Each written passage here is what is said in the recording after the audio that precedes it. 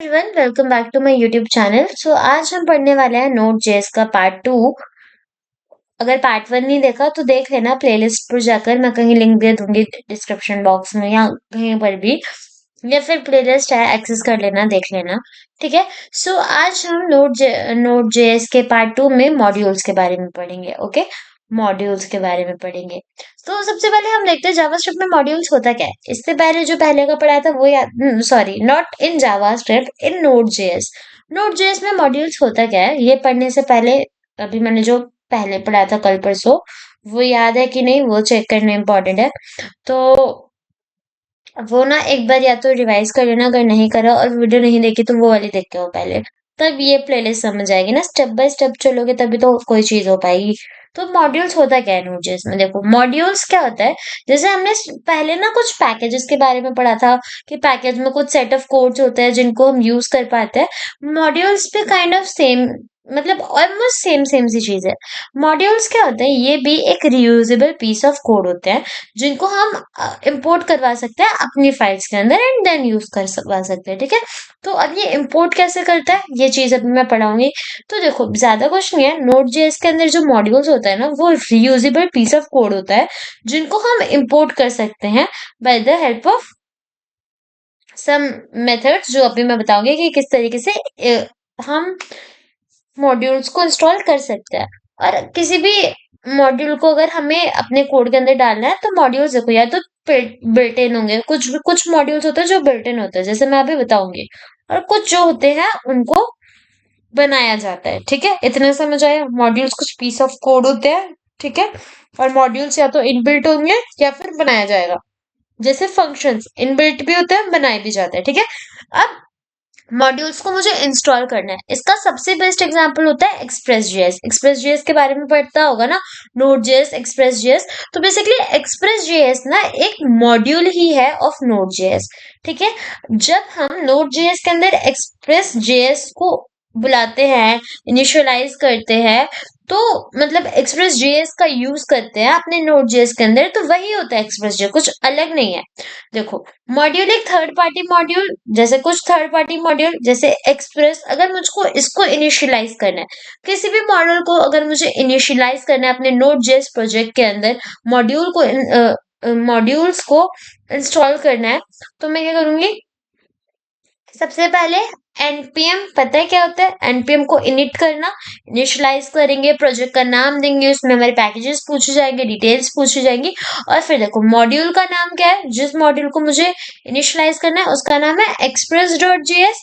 Express module का नाम है, तो यहाँ पर मैं सिंपल लिख दूंगी कि मेरे npm के अंदर इंस्टॉल कर दो एक्सप्रेस को। एक्सप्रेस क्या है, मॉड्यूल है, उसको इंस्टॉल कर दो। एंड कॉज एक्सप्रेस एक प्री बिल्ट मॉड्यूल है, मतलब पहले से बना है या ऑलरेडी बिल्ट है, मतलब सबको पता है ना, पहले से है, तो ये डायरेक्ट इंस्टॉल हो जाएगा मेरे फोल्डर के अंदर। आओ अब प्रैक्टिकल करते हैं, तब जाके ज्यादा समझ आएगा। ओके, इतना मैंने कल पढ़ा था।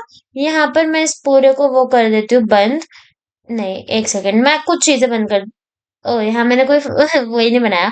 मैं कल एक से फोल्डर बना देती हूँ जहां मैं लिख देती हूँ पार्ट 2, एंड पार्ट 2 के अंदर मैं अपना एक बना लेती हूँ जावास्क्रिप्ट के लिए, एक main.js डाल देती हूँ जावास्क्रिप्ट के लिए, और एक मैं अपना बना देती हूँ HTML, अगर काम पड़ गया बाई चांस किसी का तो HTML.html। ठीक है, ये तो मैंने फोल्डर्स बना लिए और इन सॉरी फाइल्स बना ली, और इनको मैं काट दूंगी, इसको मैं काट दूंगी, script.js मैंने इसको काट दूंगी, इसको काट दूंगी, यहाँ से main.js को खोल लेंगे। अब पिछले क्लास में मैंने npm को इनिशियलाइज करना सिखाया था, npm को बनाना सिखाया था। हम क्या करेंगे, npm को कैसे बनाते थे, npm init ये डाल के, इसके बाद जब हम ये लिखते थे उसके बाद हम पैकेजेस को यूज कर सकते थे। ऐसे अगर मॉड्यूल्स को यूज करना है तो भी हमें npm init पहले लिखना पड़ेगा, एंड देन हम मॉड्यूल्स को यूज कर पाएंगे। मैंने इसको एंटर कर दिया। अभी मेरे कुछ डिटेल्स पूछेगा, जैसे मेरा पैकेज नेम क्या है, मैंने जो पहले पैकेज बनाया था उसका नाम इंडिया रख दिया था, यहाँ पे मैं कुछ और लिख देती हूँ, जैसे कलेश समथिंग कुछ भी लिख रही हूँ मैं। ठीक है। अब यहाँ पे मेरा वर्जन कंफर्म करेगा, गेट रिपोजिटरी अगर मेरे को बनानी है तो मैं इसमें डाल सकती हूँ, अभी के लिए इसको छोड़ देते हैं। कीवर्ड्स पूछे जाएंगे, लाइसेंस पूछा जाएगा, और पूछा यही चाहते हो ना, इज दिस ओके, इसमें मैं यस लिख देती हूँ, और फिर ये क्या करेगा, अब मेरा क्या हुआ, मेरा node JS like proper node JS के अंदर एनपीएम क्रिएट हो चुका है। लाइक अब इस फोल्डर के अंदर ये इस नाम से मेरा प्रोजेक्ट बन चुका है। एंड अब हम कुछ कुछ चीजें को कुछ कुछ चीजों को अपने इस प्रोजेक्ट के अंदर डाल सकते हैं for the purpose of using them. जैसे अगर मेरे को मॉड्यूल चाहिए, एक्सप्रेस मॉड्यूल चाहिए, तो मुझको उसको इनिशियलाइज करना पड़ेगा। इनिशियलाइज कैसे करूंगी, एनपीएम के अंदर क्या करना है, मुझे इंस्टॉल करना है। किसको इंस्टॉल करना है, अपने एक्सप्रेस को। एक्सप्रेस क्या है, एक मॉड्यूल है जिसके अंदर बहुत सारे फीचर्स होंगे। तो देखते हैं, एंटर कर देती हूँ मैं। यहाँ एंटर करा, कुछ हुआ, हाँ यहाँ पे कुछ तो प्रोसेस हो रहा है। ओके, ये डन हो गया। अब यहाँ कहीं पर तो हमें दिख रहा होगा नोड मॉड्यूल्स। नोड मॉड्यूल्स यानी कि ये मॉड्यूल्स तो सक्सेसफुली इसके अंदर बिल्ट हो चुके हैं। अब यहाँ पे देखो, ये देखो ये क्या है, यहाँ पे तो बहुत सारा कोड है। ये देखो गिटहब का कोड, फंडिंग, ये कोड। कहीं पे भी जाओगे ना रैंडमली, तो मैं यहाँ पर रीडमी फाइल है, ये देखो कितने पैकेजेस हैं। तो इन सारी चीजों को हम यूज कर सकते हैं, ये हमारी एडवांटेजेस के लिए। इंडेक्स डॉट जीएस दिख रहा है, कितना सारा सारा कोड है ना। तो इनको हम अभी यूज करेंगे, सीखेंगे धीरे धीरे चीजों को। बट अभी के लिए बस इतना रखता है ना। आगे पढ़ाती हूँ। मतलब अभी के लिए बस ये देखो कि ऐसे ऐसे चीजें होती हैं। ओके ओके गाइस, तो अब हमने ये देख लिया कि हम किस तरीके से मॉड्यूल्स को इंपोर्ट कर सकते हैं, इंस्टॉल कर सकते हैं। अब अगला देखो, हम ना नोड.जेएस को एज अ सर्वर भी यूज कर सकते हैं। यानी कि हम नोड.जेएस के अंदर एक सर्वर खुद से बना सकते हैं, एक वेब पेज जैसा खुद से क्रिएट कर सकते हैं, H T T P tag का यूज करके। ठीक है। और देखो मतलब कि अभी तुम्हें समझ नहीं आ रहा होगा, बट अगर हमें जैसे जावास्क्रिप्ट यूज करनी होती थी, तो हमें एक एचटीएमएल फाइल की जरूरत होती थी। यहाँ पर नोड जेएस में अगर मुझे वेब ब्राउजर में कुछ करना है ना, तो एक वेब सर्वर में क्रिएट कर सकती हूँ एचटीटीपी मॉड्यूल का यूज करके, एक बिल्ट इन एचटीटीपी मॉड्यूल का यूज करके, जिसके लिए मेरे को इंडेक्स फाइल की जरूरत नहीं होगी। तुम्हारी सहूलियत के लिए मैंने नीचे ना एक एग्जाम्पल दे दिया है। ये एग्जाम्पल सिंपल है कि किस तरीके से मैं H T T P server का यूज कर सकती हूँ एंड अपने नोट जेएस में चला सकती हूँ उसको। बाकी अगर तुम्हें ये चाहिए ना ऐसे काफी एग्जाम्पल्स ऑफ सर्वर्स के, तो तुम जाके सर्च करो यहाँ पर सिंपली। तो तुम यहाँ पर सिंपली जाके क्या सर्च करो, नोट जेएस,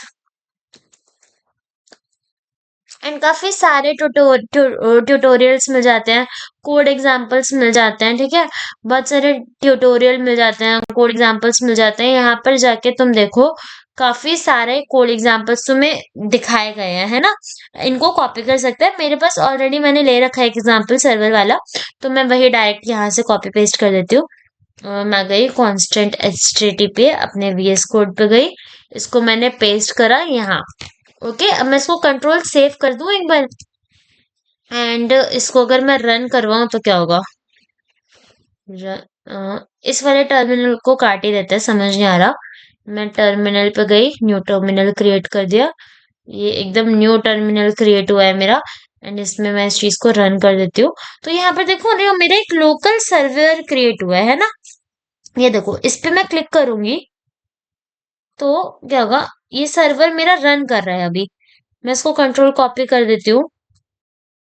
मैं इस पूरे को कंट्रोल कॉपी कर देती हूँ, और अब मैं अपने क्रोम पे गई, मैं यहाँ जाके एक बार सर्वर के लिंक को पेस्ट करती हूँ। ये देखो, ये मेरा एक लोकल सर्वर खुल गया। अब क्या मेरे को नोड जेएस के अंदर अपने जब ब्राउजर के अंदर कुछ चलाना पड़ा, मैंने इसमें कोई इंडेक्स फाइल अटैच किया नहीं की। मैंने इसमें सिंपली, ये मेरा नोड जेएस ही तो था, पर इस नोड जेएस को मैंने विंडोज पे भी डाला। अब हेलो वर्ल्ड क्यों लिखाया, क्योंकि मैंने यहाँ पर डाला था कि हेलो वर्ल्ड डालना है। मतलब यहाँ पर बनाया था कि हेलो वर्ल्ड मेरे को सर्वर के अंदर दिखना चाहिए। देखो यहाँ क्या हुआ, ये एक H T T P constant था जिसके अंदर मेरे को कौन सा मॉड्यूल चाहिए था, एच टी टी पी वाला। मैंने ये लिख दिया कि इसके अंदर मेरे को module H T T P चाहिए, और जो मेरा सर्वर होगा वो इस तरीके से क्रिएट होगा। बीच में एक फंक्शन है जो हमें नहीं पढ़ने की जरूरत, मतलब मिल जाते हैं ऐसे ऑनलाइन। ठीक है, उसके बाद सर्वर लिसन करना है 3000 लोकल होस्ट पे होस्ट करना है, कुछ इस तरीके का लिंक चाहिए, इस तरीके का प्रिंट करवाओ एंड देन मुझे मेरे को सेम चीज यहाँ पर प्रिंट पे मिल गई, क्लिक करा तो उसके अंदर मेरा कंसोल टैग चल गया। ठीक है, तो हम क्या करते हैं, नोड जेएस को बैकएंड के लिए यूज करते हैं, पता है ब्राउजर के अंदर ना चलाना पड़े इसीलिए हम अलग से बनाते हैं। एंड इसमें भी अगर मुझे इसी कोड को ब्राउजर में चलाना है तो हम इस तरीके से एक सर्वर बना के उस सर्वर के अंदर चीजों को करते हैं। इतना समझ आ गया? अब आगे मूव करते हैं, ये हमने पढ़ लिया। उसके बाद नोड जेएस के वर्जन्स को चेक करना मैंने तुम्हें सिखाया था। ठीक है, तो नोड जेएस का वर्जन तुम नोड माइनस माइनस वर्जन करके चेक कर सकते हो। अब जो मॉड्यूल्स होते हैं, एक तो मैंने बताया था इनबिल्ट होते हैं, और एक मॉड्यूल्स होता है जो इंसान खुद क्रिएट करता है।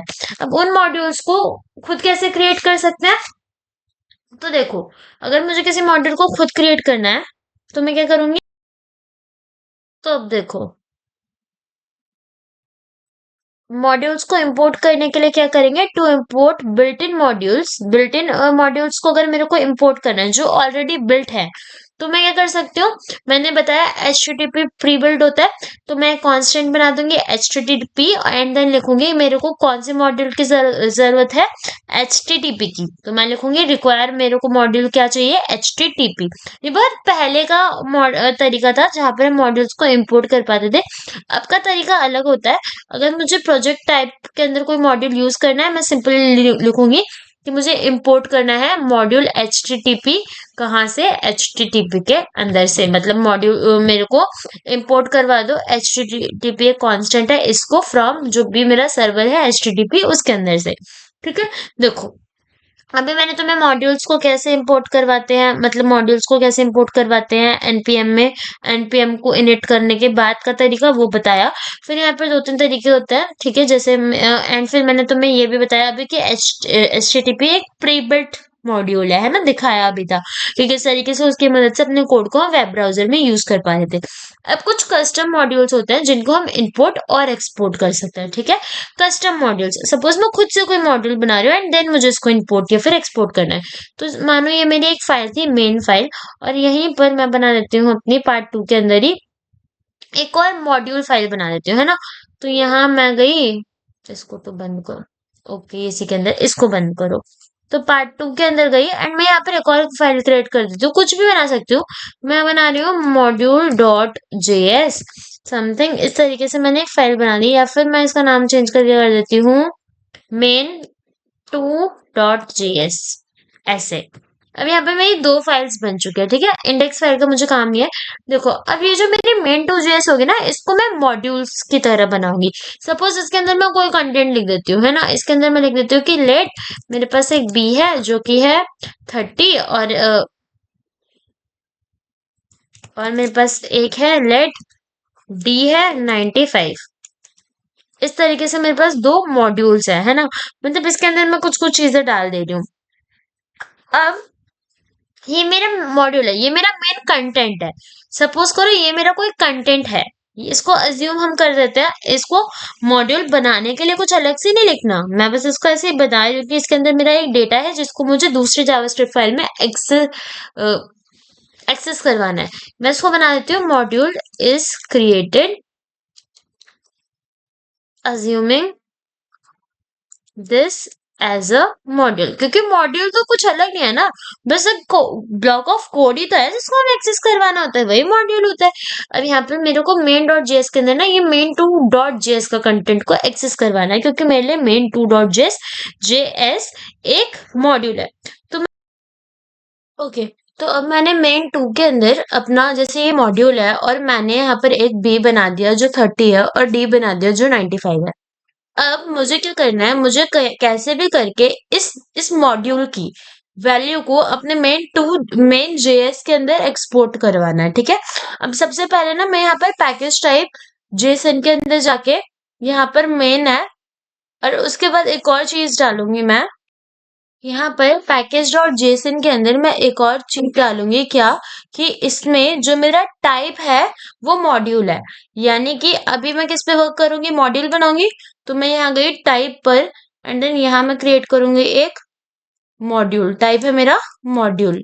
ठीक है, ये चीज हो गई, इसको मैं सेव कर देती हूँ। अब मैं दोबारा आती हूँ अपने main.js पर। अब ये ना मेरा मॉड्यूल बन गया।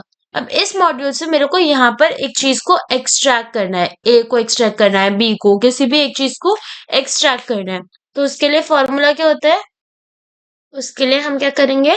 देखो, अगर मुझे किसी भी मॉड्यूल को एक्सपोर्ट करना है तो एक फाइल तो मेरी होगी मॉड्यूल 2 JS, या फिर इसको मॉड्यूल डॉट जेएस, या फिर मेरी इस फाइल का नाम मैंने रखा है मेन 2.js। इसके अंदर सपोज मैंने कंटेंट डाल दिया कि ए की वैल्यू इतनी है, और यहाँ पर मैं चाहती हूँ कि मेरा ए एक्सपोर्ट हो, और ये जो ए की वैल्यू एक्सपोर्ट हो रही है, इस ए की वैल्यू को हम कहाँ देंगे? अपने मेन के अंदर। क्योंकि ये तो मॉड्यूल है, ये तो एक्सपोर्ट करेगा वैल्यू को, पर जाएगी किसके अंदर? इंपोर्ट किसके अंदर होगी? मेरे मेन डॉट जीएस के अंदर। ठीक है, तो इसको करके देखते हैं। इंपोर्ट होगी, इस तरीके से मैं फिर इस वैल्यू को, ए की इस वैल्यू को एक्सेस कर पाऊंगी। VS कोड में समझाती हूँ। ये देखो, यहाँ पे मैंने लिखा कि मेरे को एक्सपोर्ट करके दो बी की वैल्यू। यहाँ मेरी बी की वैल्यू अपने आप एक्सपोर्ट हो गई है, और डी की वैल्यू एक्सपोर्ट हो गई है। अब ये तो प्रॉपर एक अलग फाइल है, इस फाइल का इस वाली फाइल से कोई लेना देना नहीं है। पर अब हमने इसकी टाइप को पैकेज डॉट जीएसएन के अंदर डाल दिया कि ये मेरा एक मॉड्यूल हो गया, और मॉड्यूल्स को हम एक्सट्रैक्ट कर सकते हैं। तो मेन फाइल के अंदर मॉड्यूल को कैसे एक्सट्रैक्ट करेंगे? मैं लिखूंगी इसमें मुझे इंपोर्ट करना है। तो मैं करती हूँ कि मुझे इंपोर्ट क्या करना है? मुझे इंपोर्ट करनी है वैल्यू। किसकी वैल्यू? क्या क्या है इसके अंदर? बी और डी है। सपोज मुझे बी की वैल्यू को इंपोर्ट करना है। बी की वैल्यू को इंपोर्ट करना है कहाँ से? फ्रॉम, फ्रॉम किस में से इंपोर्ट करना है? अब ऐसे करके हम डाल देंगे अपने फाइल का नाम। फाइल का नाम है main2.js, main2.js। ठीक है, ये हो गया। उसके बाद अब मेरे को पता कैसे चलेगा कि बी इंपोर्ट हुआ है? जब मैं उसको प्रिंट करा के देखूंगी, तो मैं यहाँ कर दूंगी मुझे कंसोल डॉट लॉग करके दे दो बी को। यहाँ बी प्रिंट हो गया। ठीक है, अब मैं एक बार इसका कंट्रोल एंड सेव करके इसको रन करके देख लेती हूँ।